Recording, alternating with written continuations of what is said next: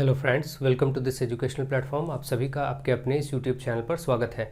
आज के इस वीडियो लेक्चर में हम लोग डीएलएड थर्ड सेमेस्टर के मैथमेटिक्स के अकॉर्डिंग एग्ज़ाम को ध्यान में रखते हुए यदि कुछ बदलाव होते हैं तो उनको भी ध्यान में रख के कुछ ऐसे क्वेश्चंस करेंगे जो थोड़ा सा आउट ऑफ द वे हैं।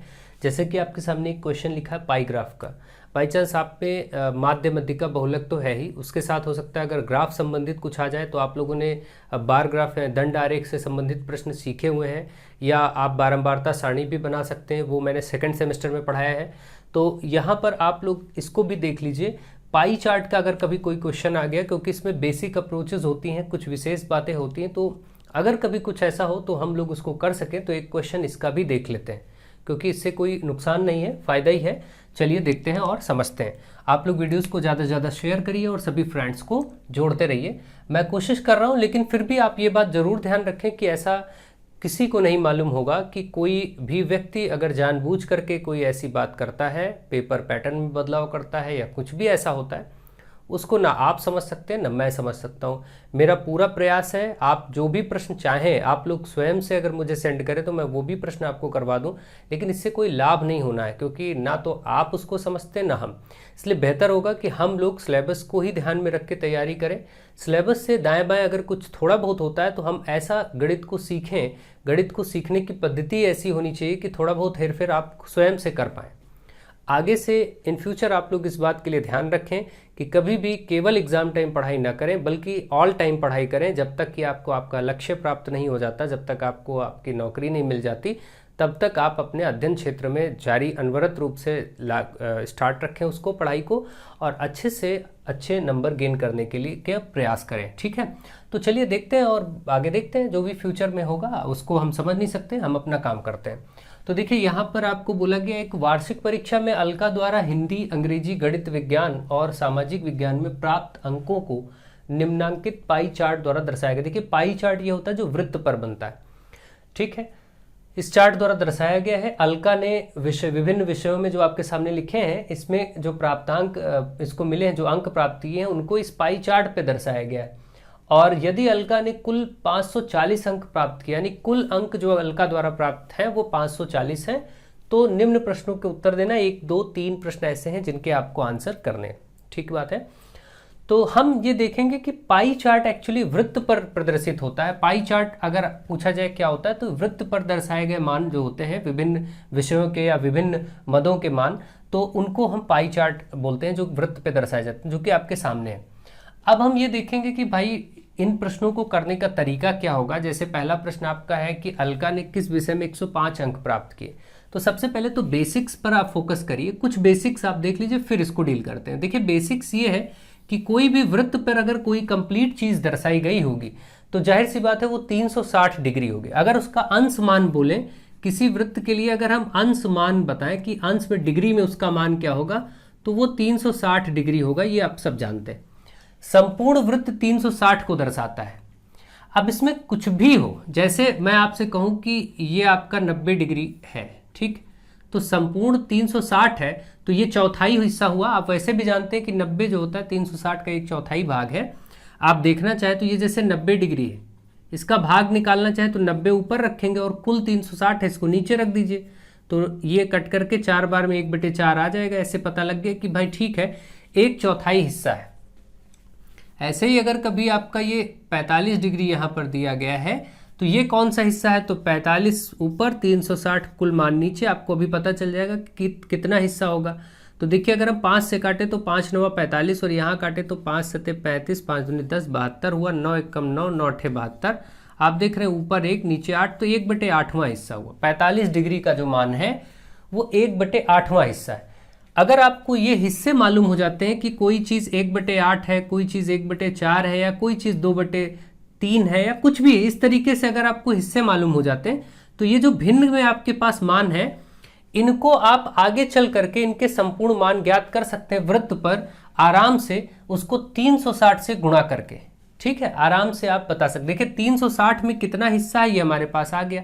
अगर हमें अभी इस हिस्से को प्रतिशत मान में बदलना हो, तो किसी भी भिन्न को प्रतिशत में बदलने के लिए हम क्या करते हैं, 100 से गुणा कर देते हैं। जैसे ये था, इसको गुणा करेंगे 100 से तो 25% आ जाएगा।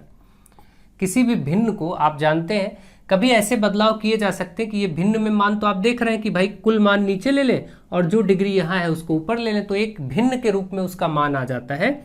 और भिन्न के रूप से प्रतिशत रूप में अगर कभी मान बदलने को कह दे तो भिन्न से प्रतिशत को कैसे बदलते हैं, किसी भी भिन्न को प्रतिशत में बदलने के लिए क्या किया जाता है, ये सब बेसिक बातें हैं जो आपको मालूम होनी चाहिए। किसी भी भिन्न को प्रतिशत में बदलने के लिए उस भिन्न को 100 से गुणा करना होता है, गुणे 100 कर देना होता है। जैसे कोई भी भिन्न मैं आप ले लूँ, जैसे 2/5, इसको 100 से गुणा कर दीजिए, 100 20 पंचे 100 होता है, 40 डिग्री आ गया, 40 आ गया, 40%, ये प्रतिशत मान आ गया। आप प्रतिशत में बदलना है तो 2/5 देखिए बदल गया किसमें, 40% में। तो आप ये बात समझ पा रहे हैं कि कभी भी ऐसी छोटी छोटी बातें करनी हो तो आप ये दर्शा सकते हैं और कर सकते हैं, ठीक है। अब देखिए यहाँ से हम फिर कुछ अलग तरीके से बात करेंगे। अब जैसे यहाँ पर ये बोल दिया जाए कि ये जो संपूर्ण बातें इसमें हो रही हैं, जैसे एक ग्राफ को मैं कंप्लीट करता हूँ, इसको ये 45 हो गया, 90 हो गया, मान लेते हैं यहाँ पर आपका 120 हो गया, तो आपका 360 कुल होता है। तो आप देखिए यहाँ से 120 और 90 कितना हुआ, 210 हुआ, 210 और ये 240 हुआ, 210 और 40 आपका 210 और 45 255 हुआ, 255 के बाद 5 105 डिग्री बचा, ये 105 ले लीजिए। अब देखिए 105 और 45 160, और यहाँ पर कितना हुआ, 90 और 120 210, ठीक है। कुल मान आप चेक कर लीजिए एक बार कितना हो रहा है, 120 और 90 आपका 210 होगा, और 105 और 45 आपका 150 होगा, ठीक है। तो ये 360 हो गया, ठीक है। अब ये मान सही मान लेते हैं, कोई 4 चीज़ों के डिग्री में मान है, इनको ध्यान से समझिए।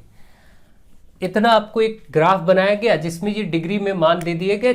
कुल डिग्री होता है 360 का, आपको मालूम है पाई चार्ट में, और ये 4 डिग्री में डिवाइडेड आपको चीज़ें दे दी गई, ठीक है। अब अगर ये चीज़ दिया गया, अब इनको कुछ भी हम बोल दें कि जैसे मान लीजिए कि किसी के खर्च के ये मान है, मान लेते हैं किसी का खर्चा होता है कुछ चीज़ों पर, उसके ये मान है। मान लीजिए कि ये शिक्षा पर कोई खर्चा हुआ है ना, ये मान लेते हैं आपको शिक्षा पर हुआ है, और ये वाला स्वास्थ्य पर हुआ है किसी के यहाँ कि उसके हेल्थ के लिए खर्चा हुआ है। ये मान लेते हैं कि उसको ये मान सकते हैं कि मनोरंजन पे हुआ है, और ये खर्चा मान लेते हैं कि उसकी यात्रा में आया है, मान लेते हैं ऐसा कुछ है। ऐसे 4 प्रकार के खर्चे आपको एक व्यक्ति के दिए गए हैं, और इन खर्चों के डिग्री में मान दिए गए, और ये बता दिया जाए कि यदि उसने कुल खर्चा इन चारों को मिला करके कुल खर्चा आपको दे दिया जाए कि कुल कितना रुपया खर्चा किया, कुल खर्च उसका दे दिया जाए आपको। जैसे मैं यहाँ पर मान लेता हूँ कि उसका जो कुल खर्च है टोटल, यहाँ से ले लेते हैं कि भाई इसमें कुल खर्चा उसका आया है इतने 7200 रुपये, 7200 रुपये, ये मान लेते हैं कुल खर्चा है। तो आपसे अलग अलग चीज़ों के खर्चे पूछे जाएं कि फिर सबके खर्चे बताइए कि इसमें स्वास्थ्य पर कितना खर्चा है, मनोरंजन पर कितना, सबका अलग अलग बताइए। कुल खर्चा आपको ये पता चल गया। अब देखिए कैसे बताएंगे। तो सबसे पहली बात तो कुल अंश का मान हमारे सामने ये है, और कुल खर्च जो है वो ये भी दे दिया गया है। अब आप कैसे बताएंगे तो ध्यान से देखिए। आप ऐसे बताएंगे, एक तरीका तो ये है सिंपल कि पहले जैसे हमें स्वास्थ्य का बताना है, ठीक है, तो पहले हम स्वास्थ्य के लिए हम निकालने जा रहे हैं। तो हम क्या करेंगे, ये 90 डिग्री को ऊपर रखेंगे, 360 कुल डिग्री होता है। पहले डिग्री से भिन्न यानी कि भिन्न के रूप में हम उसका एक भाग पता कर लें। स्वास्थ्य के लिए भाग कितना होगा ये देखते हैं। तो 9 एकम 9, ये 9 चौक 36, मतलब 0 0 कटा, 1/4 भाग, 1/4 भाग कुल आपका जो भी होगा उसका 1/4 भाग स्वास्थ्य पे हुआ। इसका मतलब 7200 कुल है, उसका 1/4। तो अब आप 7200 का 1/4 निकाल देंगे, 4 से ये काट दीजिए। देखिए यहाँ पर 4 से कितना होगा, 18 चौके 72 होता है, 4 एकम 4, 3 बचा, 4 8 32। ये देखिए आपका मिलके आ गया 1800 रुपये। इसका मतलब 1800 रुपये स्वास्थ्य पर खर्चा हुआ होगा, ठीक है। पहले हम इन सब के भाग निकालते चले जाएंगे और इस कुल का उतना ही ज्ञात कर लेंगे। भाई टोटल रुपए हमें पता ही 7200 का 1/4 निकालेंगे तो स्वास्थ्य आ जाएगा, क्योंकि स्वास्थ्य का हिस्सा ही 1/4 है, ये आपने देखा।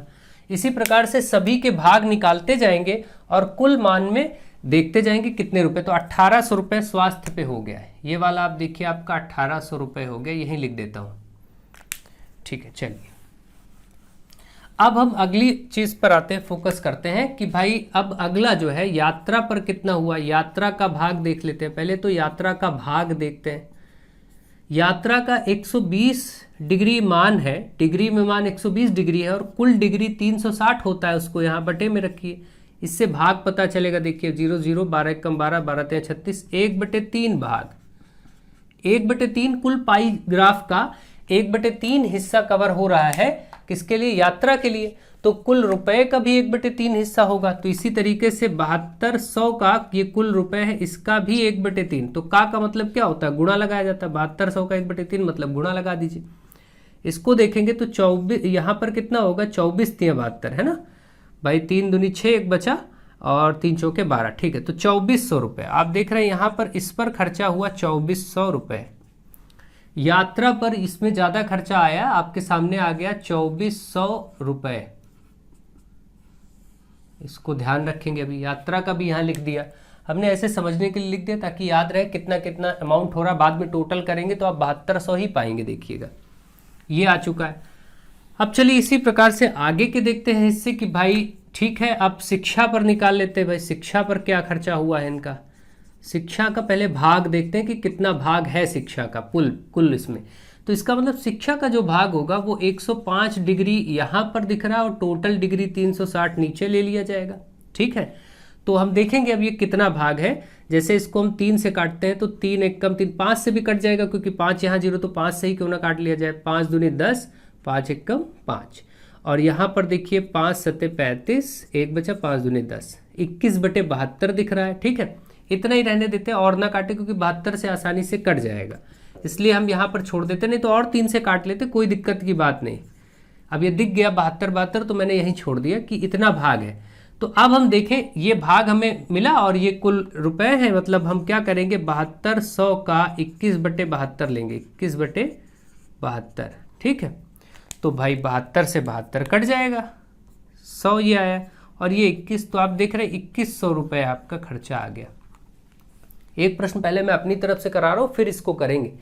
तो 2100 रुपये आया शिक्षा पर, आप देख रहे हैं 2100 रुपये ये शिक्षा पर खर्चा आ गया। ठीक है, अब तो अगला खर्चा आप सबको जोड़ के और 7200 से माइनस करके भी निकाल सकते हैं, लेकिन मैं फिर भी आपको करवाता हूँ ताकि आपको पता रहे कि कैसे निकाला जाता है। अब हम देखेंगे कि भाई मनोरंजन का हिस्सा क्या है।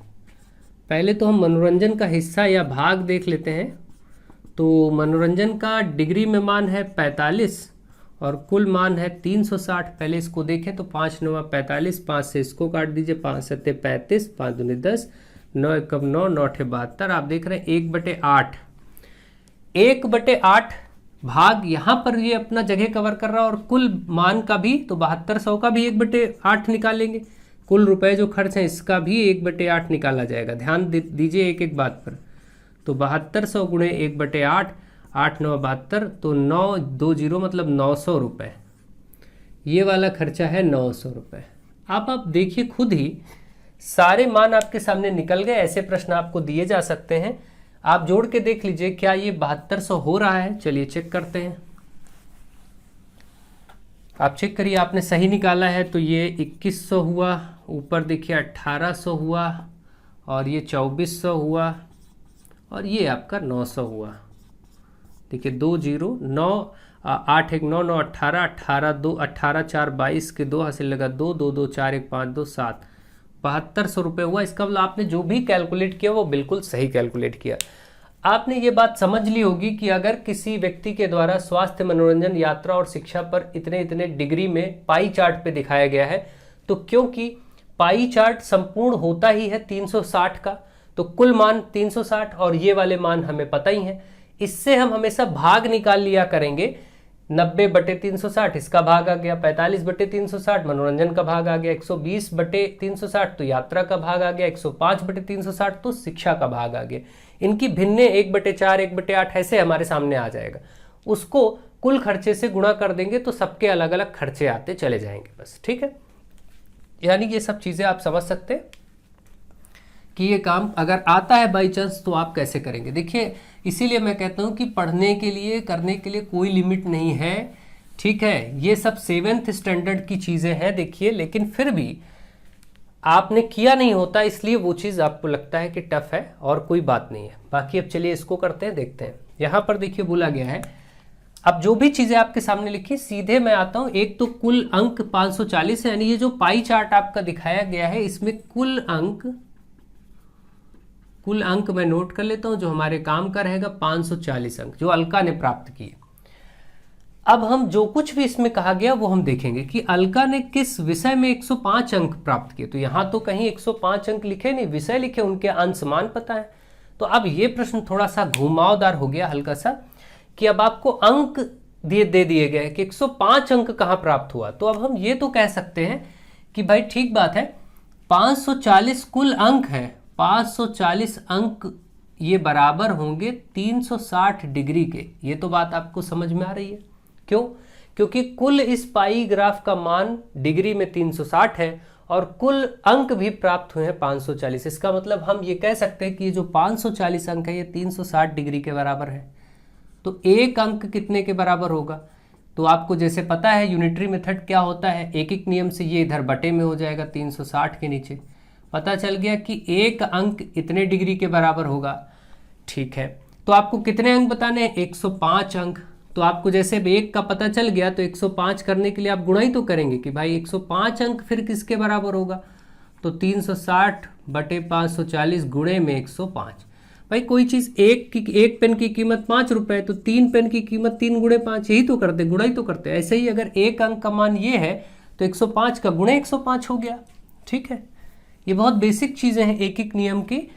तो ये हो गया। अब देखिए यहाँ से एक एक जीरो काट दीजिए। अब इसको सरल करते हैं, अपने आप पता चल जाएगा ये डिग्री में जो कुछ भी आएगा ये पता चल जाएगा कि 105 अंक का डिग्री में मान क्या है, ये आपके सामने आ जाएगा। तो जो भी डिग्री इनमें से मैच कर जाएगी उसी का 105 अंक हम बता देंगे। अब देखते हैं कितना निकलता है।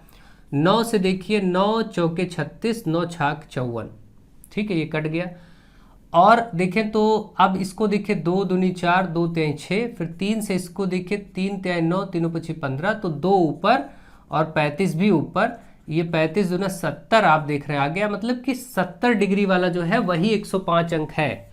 105 अंक बराबर 70 डिग्री। 70 डिग्री किस विषय का है? देखिए हिंदी का। पता चल गया कि 70 डिग्री हिंदी। इसका मतलब कि जो अलका द्वारा 105 अंक किस विषय में प्राप्त किए गए हैं? हिंदी में प्राप्त किए गए हैं, हिंदी में प्राप्त किए गए हैं। ये आपको समझ में आ गया। एक एक स्टेप को ध्यान दीजिए, एक बार में नहीं समझ में आता, दोबारा में देखिए। वैसे इसीलिए मैं नई चीज़ें ज़्यादा नहीं करना चाहता, क्योंकि मेरा उद्देश्य होता है कि जब मैं ये चीज़ें पढ़ाऊँ तो कंप्लीटली इसी को पढ़ाऊँ। लेकिन अब वो मौका नहीं है, फिर भी मैं ये क्वेश्चन आपको करा इसलिए दे रहा हूँ कि अगर ऐसा कुछ आए तो आप कर सकें और आप ये सब चीज़ें बता सकें, ठीक है। आपको ये प्रश्न का उत्तर मिल गया कि अलका ने 105 अंक हिंदी में प्राप्त किए हैं। ये वाला आपका 105 अंक आ गया है, देखिए हिंदी में, ठीक है। अब कहा गया है अलका को गणित में हिंदी से कितने अधिक अंक प्राप्त हुए हैं, ठीक है। तो आप दो तरीके हैं इसके कि गणित का अलग मान निकाल लें, हिंदी का हमारे सामने है, देख लेंगे। तो मैं ऐसे ही करवा देता हूँ। चलिए मैं आपको गणित में मान निकालना फिर बताता हूँ कि गणित में कितने अंक मिले हैं। गणित में कितने अंक प्राप्त किए अलका ने, देखते हैं। तो इसके लिए क्या करेंगे, पहले तो हमें इनका एक भाग पता हो कि गणित का भाग 90 है, कुल भाग 360 डिग्री होता है डिग्री में। ये आपका भाग पता चल जाएगा, 9 कम 9, 9 चौके 36, मतलब 1/4 भाग गणित का है। और कुल आपका कितने अंकों में से 540, यानी 104 किसका गुणे 540 का। 540 अंक थे ना, तो 4 एकम 4, यहाँ देखिए आप इसको तुरंत गुणा करेंगे, ठीक है। तो ये आपका हो जाएगा 4 एकम 4, 4 एकम 4, यहाँ 12, 4 ते 12 और 4 पंचे 20। तो आप देख रहे हैं 135, यानी गणित के अंक 135। गणित के अंक जो है वो 135, ये अंक निकल के आ गए 135 अंक गणित में। अब प्रश्न था कि अलका को गणित में हिंदी से कितने अधिक मिले। तो हिंदी में 105 थे, गणित में 135 है। आप देख रहे हैं 30 अंक ज़्यादा है, साफ साफ। तो आप ये बता देंगे कि अलका ने गणित में हिंदी से 30 अंक अधिक प्राप्त किए हैं। 30 अंक अधिक प्राप्त किए, साफ साफ दिख रहा है ना, ये 135 है और हिंदी का 105 है। 135 से 105 घटाइए, देखिए 30 ही अंक आया। 30 अंक अधिक प्राप्त किए हैं, ये आपको देखिए स्पष्ट हो गया। ये भी आपका प्रश्न का उत्तर हो गया। अच्छा, इसको डायरेक्ट एक और तरीके से, अगर हमें ये हिंदी वाला ना पता होता तो हम क्या करते कि कितने अधिक अंक प्राप्त किए, वो भी एक देख लीजिए। अगर हमें हिंदी का मान अभी नहीं पता होता और फिर बोलते कि गणित और हिंदी में क्या अंतर है, कितने अंकों का अंतर है, तो गणित और हिंदी के डिग्री का अंतर देखिए 90 और 70। भाई गणित की डिग्री 90 डिग्री, 70 डिग्री हिंदी की, इसका अंतर ही पता कर लेते। 20 डिग्री का अंतर है, तो 20 डिग्री का मान हम बस बता देंगे बस। तो 20 डिग्री कितने में, 360 में, और गुणे कितने का, 540 का, कुल अंक ये। यही तो हमेशा रूल होता है। इसको काटा, 2 एकम 2, 18, 18 एकम 18, 23 54, देखिए 3 0 मतलब 30 अपने आप आ गया। एक ये शॉर्टकट है। ये सब तरीके आप अभी सीखेंगे टेट सीटेट सुपर टेट में, यही सब काम आएगा आपके, बहुत ज़्यादा इंपॉर्टेंट है और सब वहाँ पूछा जाता है, कुछ भी पूछा जा सकता है। तो आगे बहुत कुछ सीखना है, करना है, लेकिन मैं आपसे यही रिक्वेस्ट करूंगा कि अब आप लोग अपना पढ़ाई जरूर करें, क्योंकि जब तक पढ़ाई नहीं करेंगे तब तक आप कुछ नहीं कर पाएंगे। ठीक है, एक और प्रश्न नीचे वाला देख लेते हैं। जांच कीजिए कि क्या अंग्रेजी और हिंदी के जो प्राप्तांकों का योगफल है वो विज्ञान और सामाजिक विज्ञान के प्राप्तांकों के योगफल से कम है या अधिक। तो इसको निकालने की जरूरत नहीं, इसको तो डिग्री में मानी।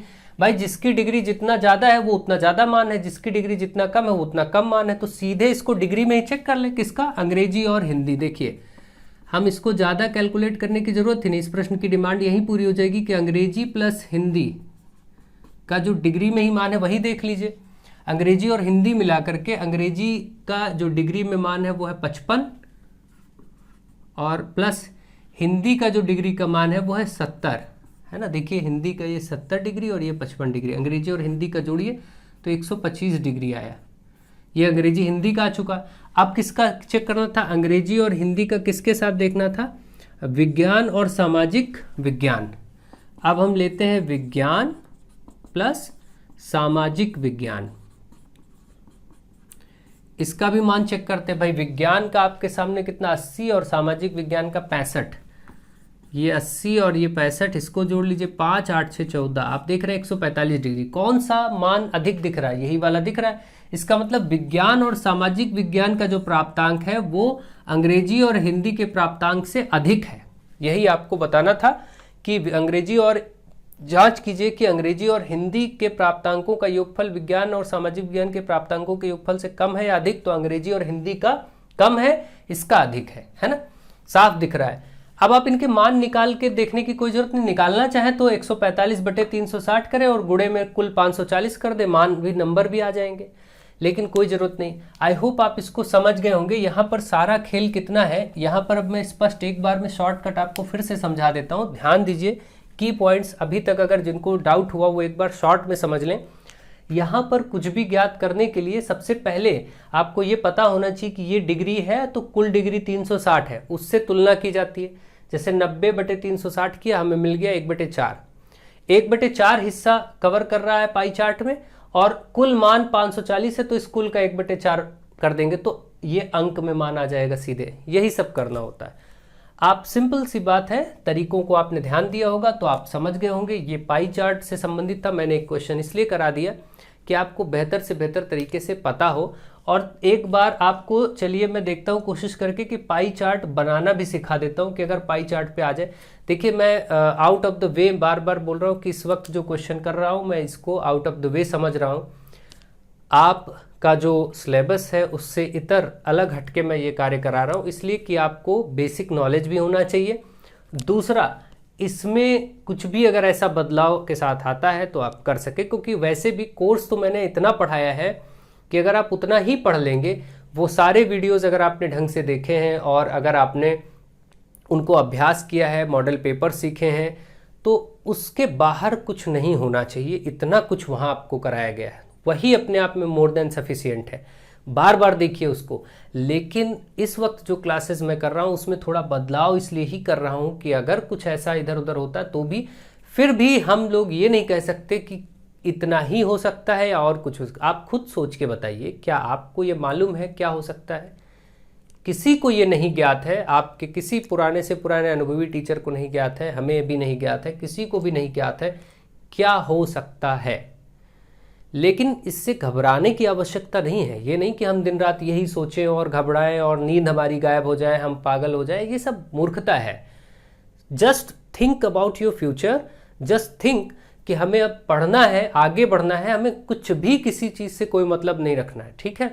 ये नहीं सोचना है कि नहीं आज बस कैसे हो, नो, आगे तक कैसे सफल होंगे। आपको अंतिम सफलता गेन करनी है, ठीक है। आपको लास्ट अपना लक्ष्य प्राप्त करना है, आपको नौकरी प्राप्त करनी है। टेट, सीटेट, सुपर टेट तक आपका टारगेट होना चाहिए, ना कि केवल एक परीक्षा चंद दिनों में पढ़कर निकालने की।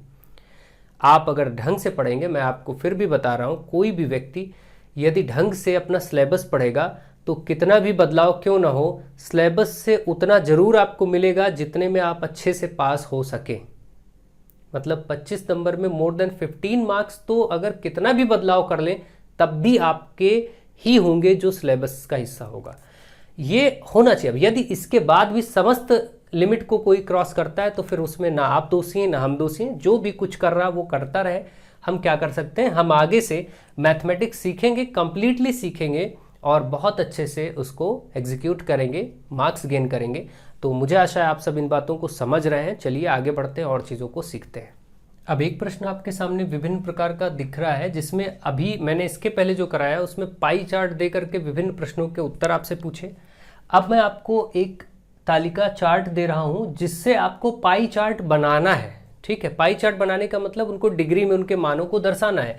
आप बहुत अच्छे से ये चीज़ें जान चुके हैं कि पाई चार्ट बनाने के लिए वृत्त पर हमें क्या क्या कार्य करना पड़ता है। तो सबसे पहले जरा हम ये देखें अगर कि यहाँ पर भाई कुल उत्पादन कितना है, हमें कुल चाहिए होता है ना, कुल उत्पादन। तो हम देख रहे हैं कुल उत्पादन हमारे पास है 4, ये सब टन में है। 4 टन मक्का है, 4 टन मटर है, 6 टन चना है। तो सबको जोड़ दीजिए, 4 4 8 6 14 10 24 और 12 24 12 36, कुल 36 टन का उत्पादन है। सब मिलाकर के सभी अनाज या दालें जो दी गई हैं, मक्का मटर चना गेहूं धान, सब 36 टन आपके उत्पादन है, ठीक है। कुल उत्पादन हमारे सामने आ गया। अब हम हर एक चीज के उत्पादन का भाग हम निकाल सकते हैं, हर एक चीज के। और पाई चार्ट ऑलवेज आपको क्या बताती है कि पाई चार्ट में आपको डिग्री में मान दिखाना होता है। तो देखिए यहाँ पर मैं पाई चार्ट बनाता हूँ, इसको ध्यान से समझिए। ये आपका एक वृत्त बन गया और यहाँ से अब आपको देखिए क्या करना है। आपको जैसे मक्का का भाग निकालना है, तो अब मक्का के लिए आप जब काम करेंगे तो मक्का है कितना 4, कुल कितना है 36, इससे भाग निकाल लीजिए। 4 एकम 4 9 36 आया 1/9। और बाद में कुल उत्पादन आपके सामने ये आ चुका है। अब आप देखिए आपको इसको डिग्री में यहाँ प्रदर्शित करना ना, 1/9 आया है कितना मक्का का भाग, और डिग्री कुल होती 360। यहाँ वृत्त पे दर्शाने के लिए अब 360 से गुणा करेंगे। 9 एकम 9 9 चौक 36, मतलब 40 डिग्री। 40 डिग्री दर्शाना है मक्का में। लगभग आप इसमें बना दीजिए कहीं भी, जैसे ये हमने लिया और ये बना दिया, ये अंदाजे से लिख दिया यहाँ 40 डिग्री है, ठीक है भाई। आपको पता है कि कोई भी चीज़ सीधे जब बनती तो ये 90 होती, तो 40 कहीं ऐसे बीच में बनेगा, इस तरीके से मान होगा। आप अंदाजे में करके यहाँ 40 लिख देंगे, तो हमने यहाँ पर बना दिया, ठीक है। ये आपका 40 डिग्री हो गया, मक्का मिल गया। अब ये इतना निरूपण हो गया। अब हमें मटर का देखना है, तो मटर का भाग कितना है, कितने टन उत्पादन है, वो भी 4 है और कुल 36 है। बिल्कुल वही आएगा, 4 9 36, ये भी 1/9 क्योंकि समान है तो वही आएगा। अब 1/9 का डिग्री में मान देख लीजिए, 360 से गुणा करिए, वही 9 चौके 36, 40 डिग्री ये भी आया। तो आप देख रहे हैं ये भी 40 डिग्री आया। तो कहीं भी दर्शा दीजिए जहाँ आपका मन करे। जैसे हम इसको चलिए यहीं पे दर्शा देते हैं भाई, ये वाला भी 40 डिग्री हो गया। ये वाला था आपका मक्का, लिखते भी जाइए, और ये है मटर। मक्का और मटर प्रदर्शित हो गया पाई चार्ट पे। डिग्री में सब मान आ रहे हैं ना, क्योंकि इस बार हमें उल्टा पाई चार्ट बनाना है तो डिग्री में लिखना होगा। अब देखते चना। चना का उत्पादन आप देखिए अगर वहाँ तालिका से, तो चना का उत्पादन है 6 टन, और 6 कितने में, कुल 36 में, और गुणे क्या किया जाता है 360। अब यहीं पर इकट्ठे कर लेते हैं। अब तो आप समझ गए, 6 कम 6 6 36 और 6 से 6 36 60 डिग्री आया। 60 डिग्री कट करके आया। तो अब हम क्या करते हैं, इधर कहीं ऐसे बना लेते हैं, ये 60 डिग्री, ये है आपका चना, कहीं भी बना दीजिए कोई दिक्कत नहीं है, ठीक है। चना भी आपका हो गया। अब चना के बाद हम देखेंगे फिर किसका देखना है, गेहूं का। देखिए गेहूं का आप देखेंगे तो गेहूं का भाग उत्पादन 10, कुल 36 और गुणा करना है 360 से। 36 धाम 360 होता है, 10 10 आ गया 20, 10 गुणे 10 आपका हो गया, गुणा है 100 डिग्री। 100 डिग्री करना है तो भाई सीधे करेंगे तो 90 होता है लगभग, कुछ ऐसे कर लीजिए, ये वाला आपका 100 डिग्री हो गया, ये बड़ा मान हो गया थोड़ा सा। 100 डिग्री किसका था, गेहूं का, तो हम यहाँ लिख देंगे गेहूं कि भाई ये आपका गेहूं का हो गया 100 डिग्री।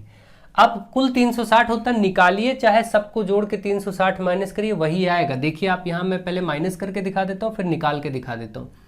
देखिए 100, ये आपका 40 40 80 80 और 100 180 180 और 20 240 240 हो चुका है। ये 240 के बाद 360 कुल होता है आपका, 240 हो चुका है। तो अब सोचिए कितना आएगा, यहाँ से आपका 120 आएगा, है ना, ये वाला मान 120 आएगा, ये वाला, ठीक है। वो देखने में कम ज़्यादा हो कोई बात नहीं, आपको लिखना वही है, ठीक। अब आपका देखिए 120 आएगा या नहीं आएगा, देखते हैं। अब भाई किसका है, धान, तो यहाँ लिखते हैं धान के लिए। धान का है मान आपका 12 और कुल है 36 और गुणे 360। 36 धामा ये 10 बार और 10 गुणे 12 कितना हुआ, 120 ही तो हुआ। ये देखिए 120 डिग्री, ये लिख दीजिए, हो गया। ये आपका क्या था, धान। ये पाई चार्ट का निरूपण हो गया, ठीक है। आप ये आपका पूरा पाई चार्ट बन करके मक्का, मटर, चना, गेहूं, धान के लिए हो गया। और सबके देखिए अंश में डिग्री में मान लिख दिए गए। इस प्रकार से आपको निरूपण करना होगा। अगर कभी ऐसा आता है तो आप ऐसे ही अप्रोच करेंगे और इसको कर पाएंगे। ये मैंने एक्स्ट्रा आपको आज ये बता दिया, ठीक है, अच्छे से। आई होप आप इसको समझ गए होंगे। अब चलिए आगे बढ़ते हैं और अब इसको हटाते हैं पाई चार्ट को। अगर कभी आ जाता है तो इसीलिए इतना ही रखेंगे, बहुत डिटेल में और क्लासेस नहीं करेंगे। आगे टेट, सीटेट, सुपर टेट में मैं आपको डिटेल में पढ़ाऊंगा इसको और ज़्यादा। चलिए आगे बढ़ते हैं और सीखते हैं कुछ और प्रश्न। अब आपके सामने कुछ और प्रश्न लिखे हैं, इनको भी सॉल्व करिए। चलिए इनको सॉल्व करके देखते हैं। आप लोग वीडियोस को शेयर भी करते रहिए। देखिए इसमें बोला गया है -1 और इस पर घात है 49 और फिर भाग करना है -1 पर ही घात है 25।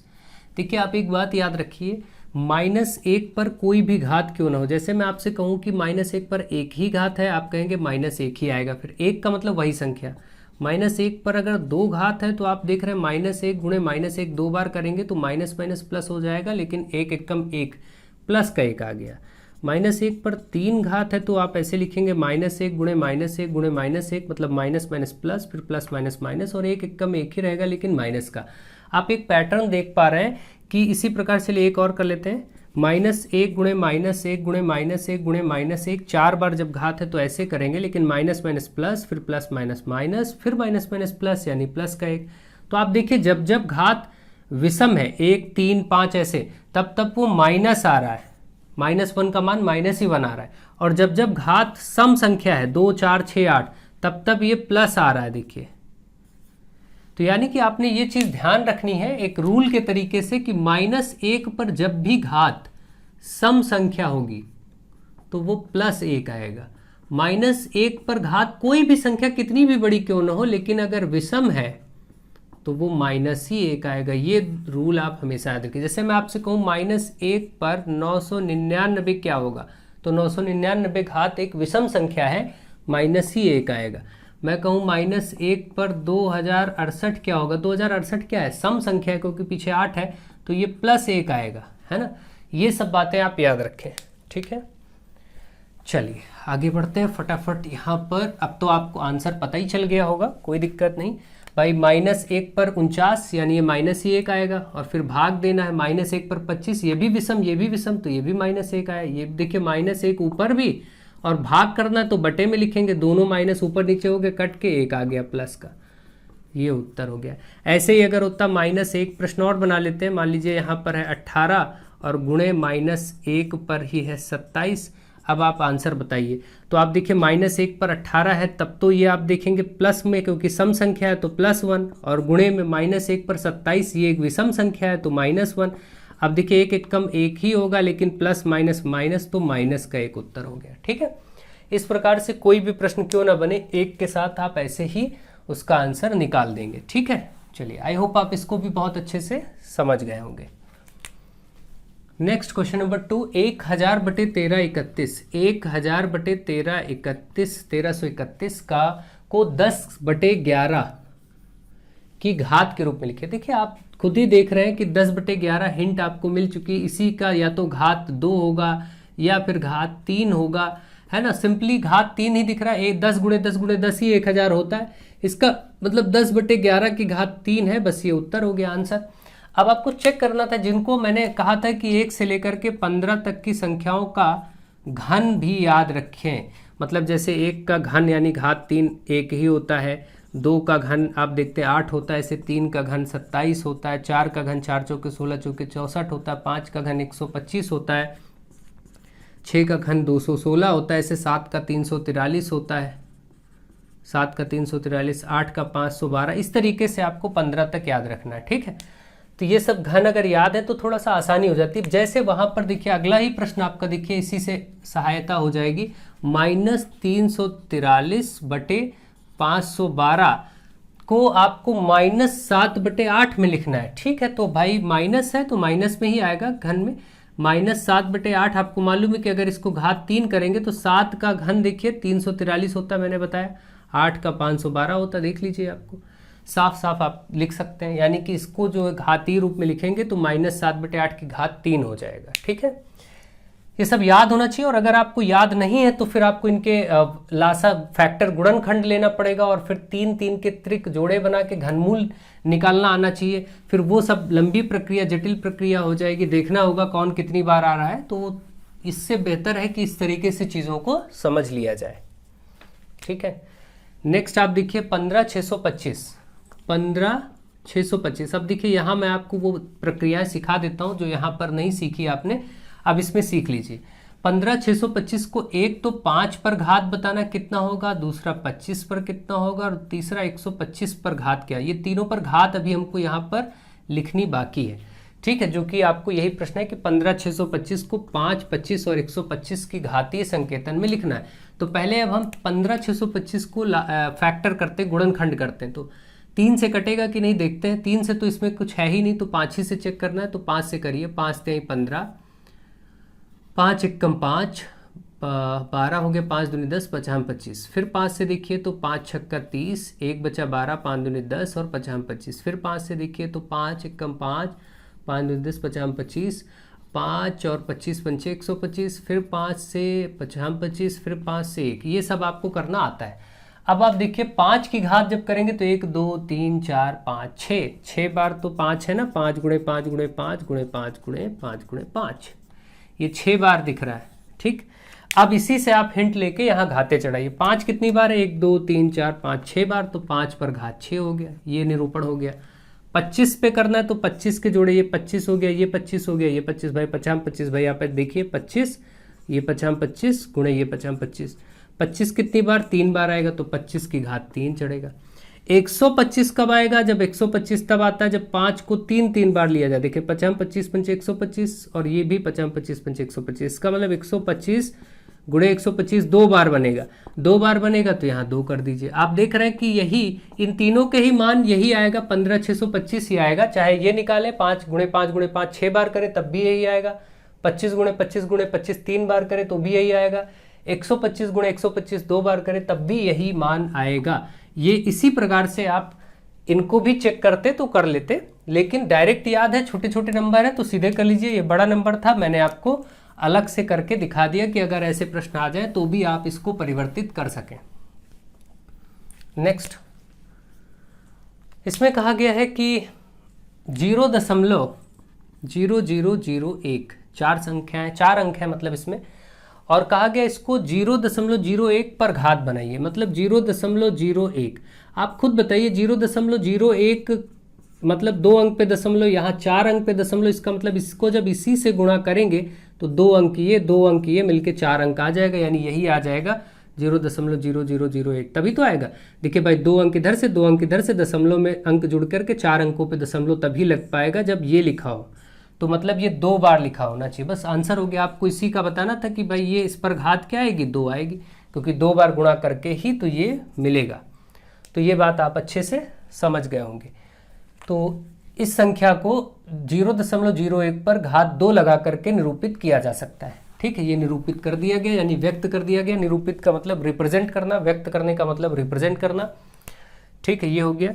अब आपका देखिए प्रकाश की एक किरण, अगला क्वेश्चन ध्यान से समझिए। प्रकाश की एक किरण द्वारा वर्ष में तय की गई दूरी, एक वर्ष में तय की गई दूरी इतनी है। देख लीजिए कितनी बड़ी दूरी है, इसमें मीटर है। तो इसे वैज्ञानिक संकेतन में व्यक्त कीजिए। देखिए वैज्ञानिक संकेतन में क्या होता है, जैसे यहाँ लिखा है 94605 और फिर इसके बाद 1 2 3 4 5 6 7 8 9 10 11 जीरो लगाने हैं। 1 2 3 4 5 6 7 8 9 10 11 जीरो हमने लगा दिए। ठीक है, इसको वैज्ञानिक संकेतन। अभी मैंने लास्ट कक्षाओं में वैज्ञानिक संकेतन में बनाना आपको सिखाया था, फिर बता दे रहा हूँ। वैज्ञानिक संकेतन मतलब दशमलव सिर्फ एक अंक के बाद हो। तो इस वक्त दशमलव, अगर मैं कहूँ कि कोई संख्या ये 257 है, इसमें दशमलव कहाँ होता है, तो आप जानते हैं 257.0 ऐसे कहें। संख्या के बाद में दशमलव है तो कोई फर्क नहीं, ये 257 ही पढ़ा जाएगा। अगर मैं कहूँ 7.0, इसको क्या पढ़ेंगे आप, तो आप 7 ही पढ़ेंगे। मतलब आप ये समझ पा रहे हैं, किसी भी संख्या के बाद में दशमलव अपने आप मान सकते हैं। जैसे हम ये देखें तो यहाँ दशमलव अगर लगा दें तो इसका मतलब इस संख्या पर कोई परिवर्तन नहीं, ये वही मान है। और आपको क्या चाहिए, आपको वास्तव में ठीक एक अंक बाद दशमलव चाहिए होता है। वैज्ञानिक संकेतन यही कहता है कि आप ठीक एक अंक बाद दशमलव लाएं, और दशमलव तो एकदम अंत में है। अब आप जितने अंक इस तरफ आएंगे, इधर लाना पड़ेगा ना, यहाँ तक शिफ्ट करा के देखिए 1 2 3। अब देखिए 1 2 3 4 5 6 7 8 9 10 11, ये 12, ये 13 और ये 14 और ये 15 अंक इधर शिफ्ट होना पड़ेगा। तो जितना अंक इस साइड में शिफ्ट होता है उतना प्लस घात में आता है। ठीक है, तो आप 15 अंक इधर शिफ्ट हुए तो लिखेंगे 9.4605। बाकी जीरो लिखने की जरूरत ही नहीं, गुणे 10 की घात 15, बस ये हो गया। और क्योंकि मीटर था तो मीटर लिख देंगे। दूरी आपकी यहाँ देखिए मीटर में थी। ये आपका वैज्ञानिक संकेतन हो गया। ठीक है, जब भी जितने अंक दशमलव इधर लाना पड़ता है उतना प्लस चढ़ता है। मान लीजिए एक अंक संख्या ये मैं दे दूं 0 0 0 0 0 और ये 8, और कहें इसको जरा वैज्ञानिक संकेतन में, तो पहले अंक के ठीक बाद दशमलव जाना चाहिए। पहला अंक यहाँ पर है देखिए, तो 1 2 3 4 5 6 अंक इधर जाना पड़ेगा। तो 8 गुणे 10 की घात, अब आप इस तरफ जा रहे हैं 6 अंक, तो -6। जितना आप इधर जाएंगे उतना माइनस में घात होगी, -6 कर दिया।